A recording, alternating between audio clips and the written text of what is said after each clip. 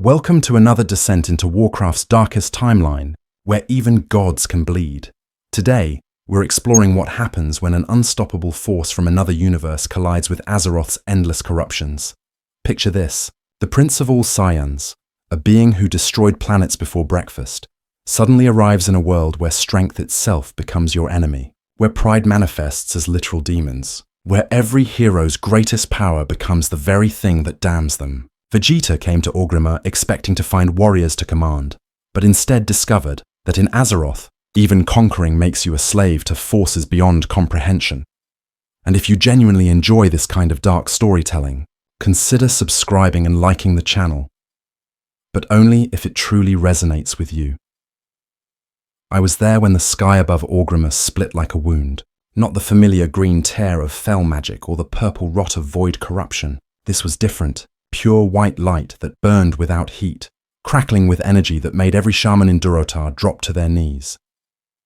The Saiyan Prince descended through that breach between worlds, not fell from it, not stumbled through it, descended, like judgment itself choosing to walk among us mortals. His armor bore no faction's colors, no allegiance to light or shadow, just alien metal that had seen more battles than our world had years. I served as Thrall's honor guard then.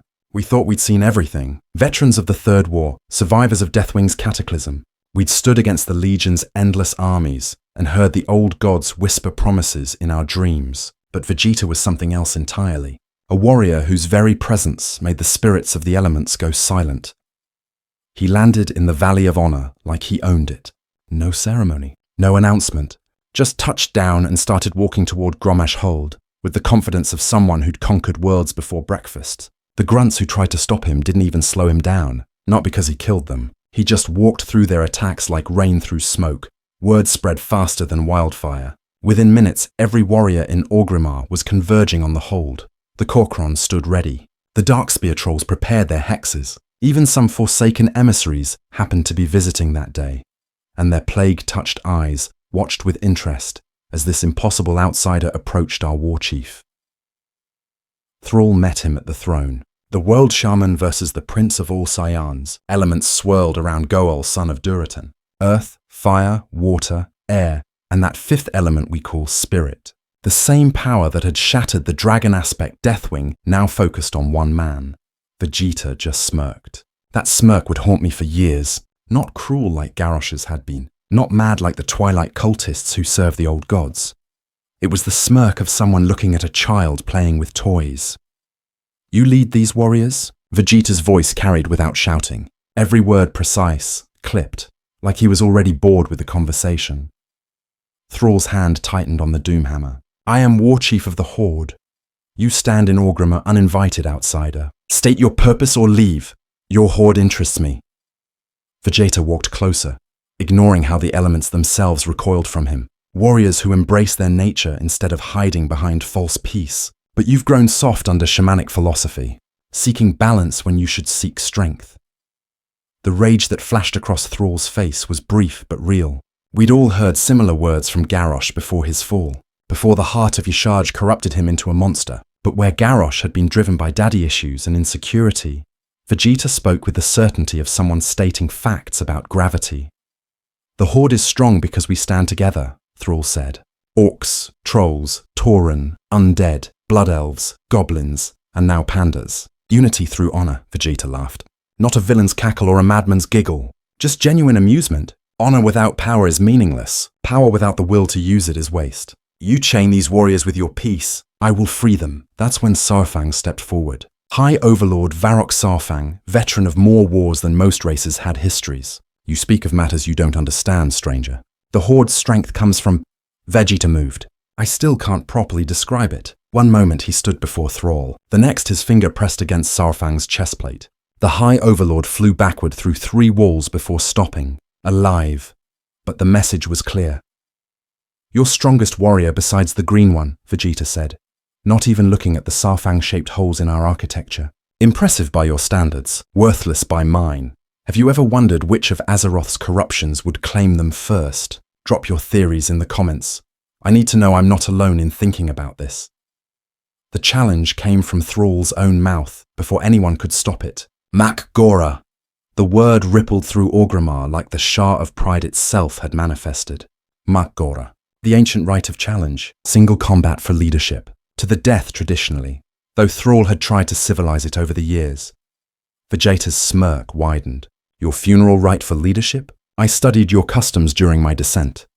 Very well, though you should know, Saiyan combat has no concept of mercy. The preparation took 3 days. 3 days where Vegeta simply stood in the ring of valor, arms crossed, neither eating nor sleeping, just waiting. Warriors came to test him with thrown axes and spells. He didn't even acknowledge them. The weapons bounced off his skin. The magic dissipated before touching him. The shamans felt it worst. The elements themselves seemed terrified of him, not corrupted like when fel or void magic poisoned them. Terrified, like prey animals sensing a predator that shouldn't exist in their ecosystem. Even the earth elementals, ancient as the world itself, trembled when his power flared. I spoke with Agra during those 3 days. Thrall's mate, herself a powerful shaman. She told me the spirits were screaming warnings, not about corruption or possession or any threat we understood. They screamed about something simpler and more terrifying. Pure, raw power that existed outside every cosmic force we knew. Not light or void or fel or death or life or arcane, something that simply was by its own will and strength alone. When the day came, all of Orgrimmar gathered. Even the Alliance had spies watching from the cliffs. This wasn't just about the Horde anymore. If someone could walk into our capital and challenge our Warchief, what did that mean for Stormwind? For Ironforge? For the balance of power that kept our world from tearing itself apart? Thrall entered the ring in traditional Mak'gora garb. No armor, the Doomhammer in one hand, the elements swirling around him in invisible currents that made the air itself seem alive. He'd beaten Garrosh this way once. He'd shattered mountains and torn the earth asunder to stop Deathwing.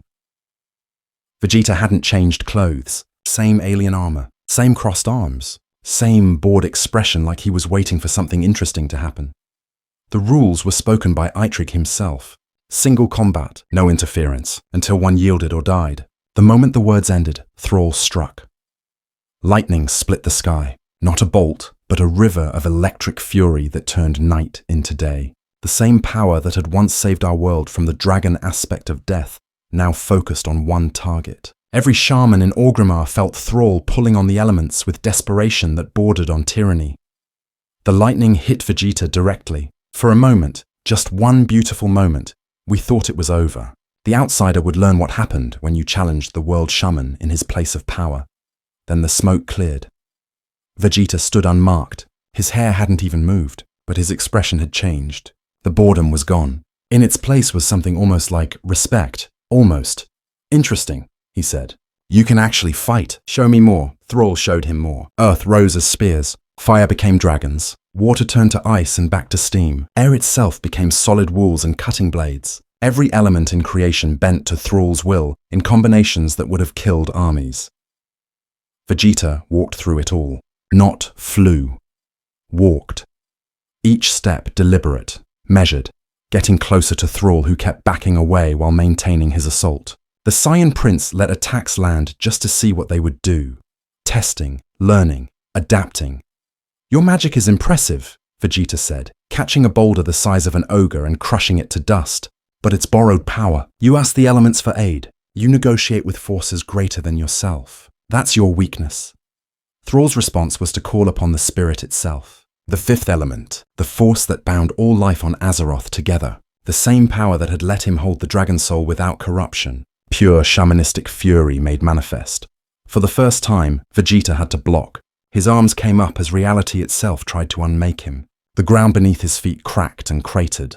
The air screamed. Every piece of glass in Orgrimmar shattered from the pressure. But he didn't fall, didn't kneel, didn't even step back. Better, Vegeta said. Then his power erupted. I've seen the Sunwell's glory. I've witnessed the dark portal opening. I've felt the presence of all gods in my mind. None of it compared to Vegeta powering up. Golden light that wasn't light. Energy that wasn't magic. Pure ki, though we didn't have a word for it then. The manifestation of life force itself turned into a weapon through will alone. The clash lasted 18 seconds. I know because I counted every one, certain each would be our last. When it ended, Thrall lay unconscious in a crater. The Doomhammer cracked beside him. Vegeta stood unmarked, not even breathing hard. He lives, Vegeta announced to the silent crowd. Not from mercy, but from respect. He fought with everything he had. That deserves recognition. Then he turned to face us all. Every member of the Horde who'd come to witness our Warchief's victory now stared at our conqueror. By your own laws, I claim leadership through Mak'gora. The Horde is mine now, and things are about to change. The first week under Warchief Vegeta broke more traditions than Garrosh's entire reign. He didn't move into Grommash Hold, said the throne made warriors soft. Instead, he had the Kor'kron build training grounds where the throne room used to be. Every morning at dawn he was there, not commanding from above, training alongside the grunts. Your bodies are weapons you've never learned to use, he told a gathering of warriors. Magic crutches have made you weak. Today, that changes. He abolished the use of healing magic during training, said pain was a teacher and recovery built strength. The priests protested. The shamans warned of unnecessary deaths. Vegeta demonstrated by letting a grunt break a sword across his ribs, then continuing his exercises while the bones healed naturally over the next hour. My people, the Saiyans, grow stronger from every battle that doesn't kill them. You have that potential. All warriors do. But you've forgotten it under layers of comfort and magical convenience. The orcs understood first. Something in Vegeta's philosophy resonated with their old ways. Before the Legion's corruption, before the lethargy that followed, this was closer to what they'd been on Draenor. Warriors who lived for combat and grew through conflict, but the other races struggled. The Darkspear trolls found his rejection of lower and spirits blasphemous. The Tauren's peaceful nature clashed with his demands for constant combat. The Forsaken couldn't grow stronger from injury when they were already dead. The Blood Elves thought his dismissal of magic was primitive. The Goblins only cared if it was profitable. That's when he started the selection. Every warrior who wanted to remain in the military had to pass his tests. Not magical tests, not strategic tests, pure physical combat. Those who succeeded joined what he called the elite force. Those who failed were dismissed to civilian life. Bane Bloodhoof came to challenge this. The Tauren chieftain arrived with 20 of his best warriors. This goes against everything the Horde represents, Bane said. We are not mindless brutes seeking only strength. Vegeta's response was simple. Then leave. The words hung in the air like a curse. Bane's shock was visible even through his fur. You would cast out the Tauren? We who have bled for the Horde since... I cast out no one. But if you won't follow your warchief, you're not Horde. Choose. The Tauren left that day. Not all of them. Maybe half. The ones who stayed were the warriors, who'd always felt constrained by their peaceful culture, who wondered what they could become if they embraced their size and strength without apology. The Blood Elves were next. Lor'themar came personally, flanked by spellbreakers and magisters. Magic is not weakness, the Regent Lord said. It's evolution, advancement. Without it, we're just what? Just warriors who rely on their own strength. Vegeta appeared behind Lor'themar before anyone saw him move. Your magic failed against Arthas, failed against the Legion, failed against everything that truly threatened you. When the Sunwell was corrupted, what saved you? Warriors with steel and determination. Some Blood Elves stayed, mostly the ones who'd served as fast riders, who remembered what they'd been before magic addiction defined their race. Haldoran Brightwing became one of Vegeta's most dedicated students, finding that his already exceptional archery improved when he stopped relying on magical enhancements. The Alliance watched all of this with growing alarm. Anduin Wrynn sent emissaries, then spies, then threats. Vegeta ignored them all until the boy king himself appeared at our gates. I still remember that meeting. Anduin Wrynn, barely into manhood, standing before the Saiyan Prince who'd conquered worlds. The light shimmered around the young king like protective armor. Holy magic at its purest, the cosmic force of protection and justice. You're destroying the balance, Anduin said. The Horde and Alliance maintain peace through mutual deterrence. If you continue this militarization, then what? You'll attack, Vegeta laughed. Your alliance couldn't defeat the Horde when it was weak. What makes you think you can defeat it when it's strong? Because strength without wisdom is destruction. I've seen what happens when power becomes everything. My father fell to that darkness. Garrosh fell to it. You will too. For a moment, Vegeta's expression changed. Something in Anduin's words had touched a memory, a nerve.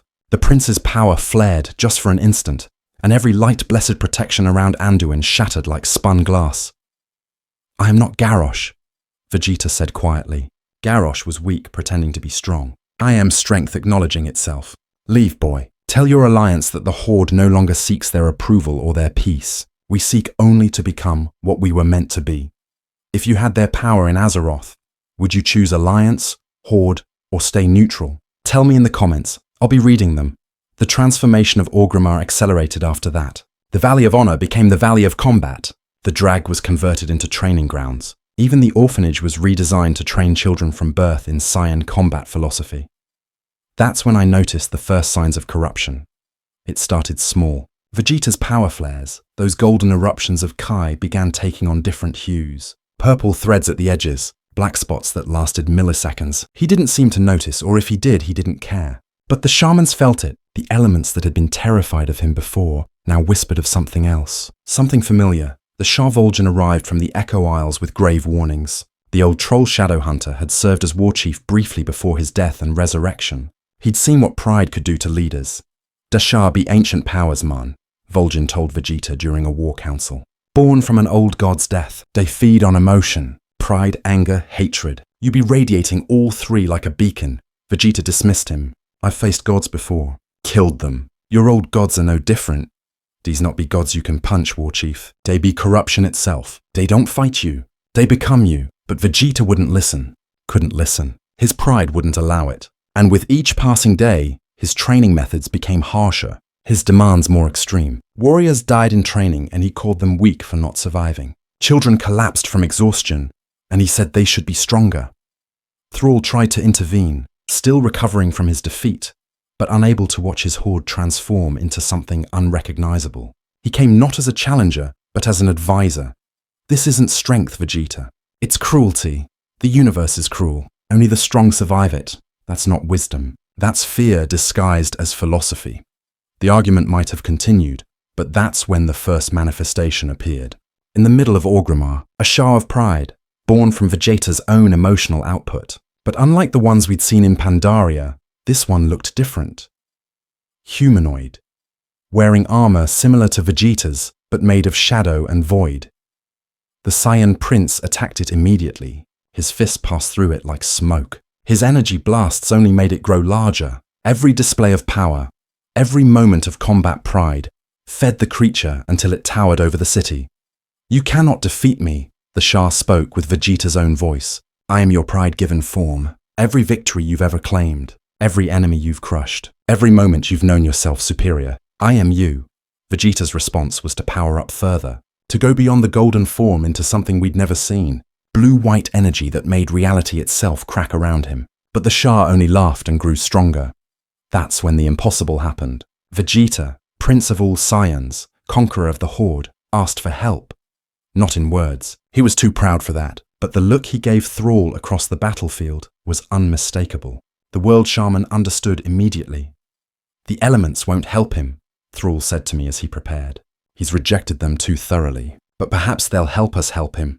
What followed was unlike any battle Orgrimmar had seen. Thrall and the remaining shamans didn't attack the Sha directly. Instead, they attacked Vegeta, not to harm, but to humble. Earth rose to trap him. Water sought to cool his rage. Fire burned away his armor, that symbol of Saiyan superiority. Air stole his breath when he tried to roar his defiance. For the first time since arriving on Azeroth, Vegeta was forced to his knees. And in that moment of enforced humility, the Sha weakened. Just enough for the priests and paladins who'd gathered to strike with light magic. Just enough for the warlocks to bind it with fell chains. Just enough for Vegeta himself to realize what was happening. The battle raged for 6 hours. By the end, half of Orgrimmar was rubble. The Sha was dispersed but not destroyed. It never could be, we learned. As long as Vegeta took pride in his power, it would reform. Waiting, growing, feeding. The prince stood in the ruins of his reformed horde, finally understanding what Azeroth was. Not a world to be conquered through strength, but a world where strength itself could become your enemy, where every emotion was a weapon that could turn against you, where the very things that made you powerful made you vulnerable. The weeks after the Sha manifestation changed everything. Vegeta didn't sleep, didn't train. He sat in the ruins of the Valley of Honor, staring at his hands like they belonged to someone else. The warriors who'd embraced his philosophy didn't know what to do. Their strong leader, their perfect warrior, had been brought low by his own power. Sylvanas arrived from the Undercity on the 3rd week. The Banshee Queen had watched everything from afar, waiting for this moment. She came alone, her dark rangers left behind, just her and the foreign warchief in the rubble. "Now you understand," she said without preamble. This world doesn't reward strength, it punishes it. Every hero becomes a villain. Every savior becomes a destroyer. Look at Arthas. Look at Illidan. Look at me. Vegeta's eyes met hers. For the first time since his arrival, he looked tired.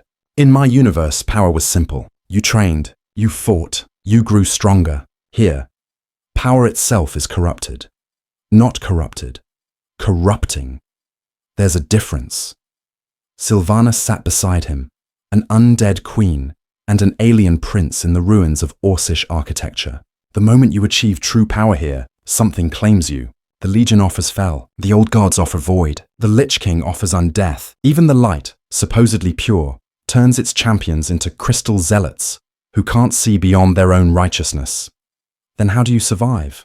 Sylvanas smiled. It was not a pleasant expression. You don't, you exist, you endure. You accept that everything you are will eventually be used against you. I was a hero once, defended my people against Arthas, died for them, was raised as his servant, broke free, became leader of the Forsaken, and now I plot things that would horrify who I used to be, because that's what Azeroth does. It takes your strength and makes it serve darkness. Vegeta stood suddenly, his power flaring, but this time he caught himself, felt the pride rising and forced it down. The effort was visible, painful even. No, I refuse to accept that. There must be a way to be strong without falling. Every hero in our history has said those exact words. Where are they now? But Vegeta wasn't listening anymore.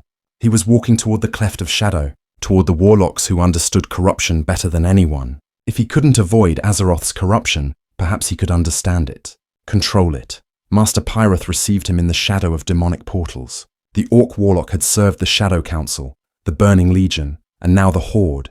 He'd drunk demon blood, wielded fell magic, walked the line between power and damnation for decades. Teach me, Vegeta said simply. Teach you what? How to summon demons. How to wield fel. You who rejected all magic as weakness. Teach me how you stay yourself while channeling corruption.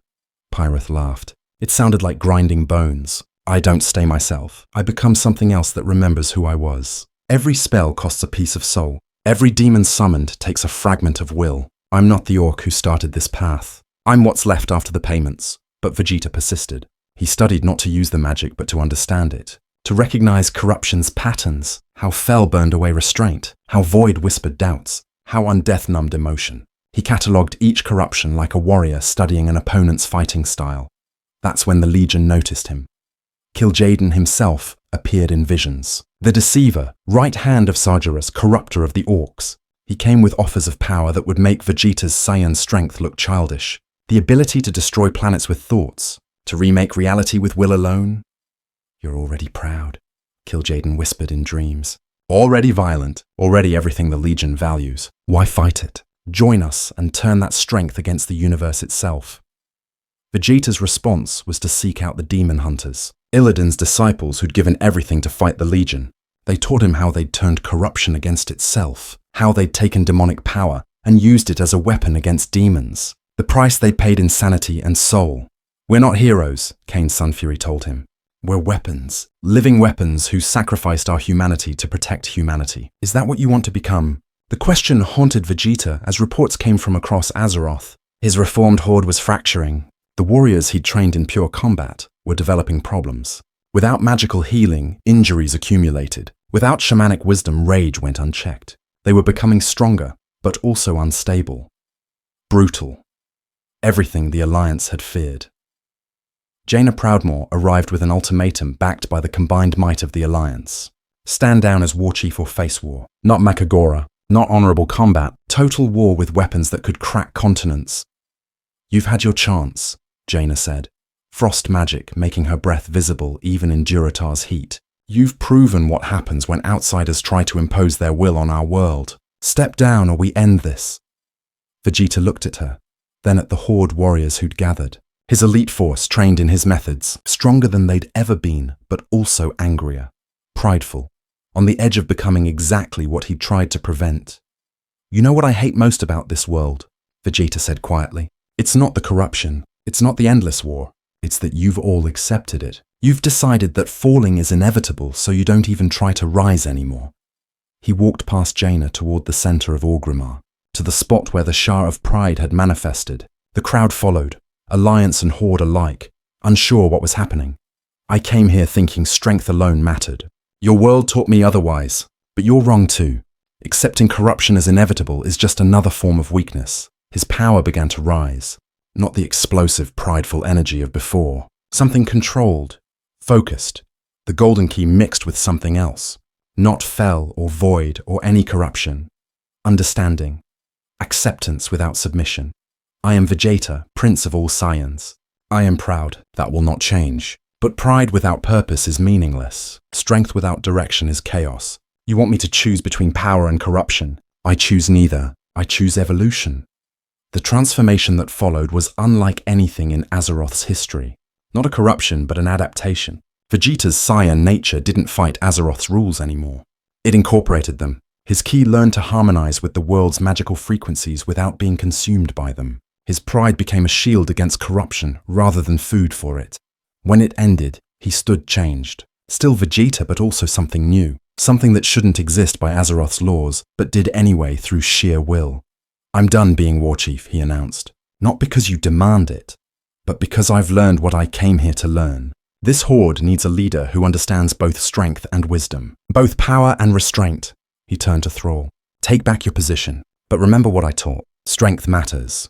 Warriors matter. Don't let philosophy make you forget that when the next threat comes, it won't care about your honor or your balance. It will only care if you're strong enough to stop it. Then, to Sylvanas. You're wrong about corruption being inevitable, but you're right about existence being different from survival. The trick is choosing which one matters more moment by moment. To the Alliance. You fear strength because you've seen it corrupted so often, but weakness has its own corruption, its own pride. Remember that when you judge others for the power they seek. Some say he left that day, walked through another tear in reality back to his own universe. Others claim he stayed, training warriors in secret, teaching them to find strength without falling to Azeroth's corruptions. The demon hunters speak of seeing him in the twisting nether, fighting the Legion on its own ground. The Death Knights whisper of a warrior who walked into Icecrown and walked out unchanged. I don't know the truth. I only know what I saw, a being from another universe who came to conquer and instead chose to evolve. Who proved that Azeroth's cycles could be broken, even if only for one person, even if only temporarily. The Horde recovered. Thrall resumed leadership with new understanding. The warriors trained in Vegeta's methods became elite forces, but tempered with shamanic wisdom. The Alliance watched warily, but eventually stood down. The world continued turning. But sometimes, when Sha manifestations appear, or when warriors fall to corruption, someone will ask, what would the Saiyan Prince do? How would pure strength face this darkness? And in those moments, just for instance, some claim to see him, standing unchanged amidst corruption, proud without falling to pride, strong without strength consuming him, proof that maybe, just maybe, Azeroth's rules aren't as absolute as we thought. The Horde remembers him differently than the Alliance. To us he was catastrophe and teacher both. He showed us our weakness by being strong, our corruption by being pure in his own alien way.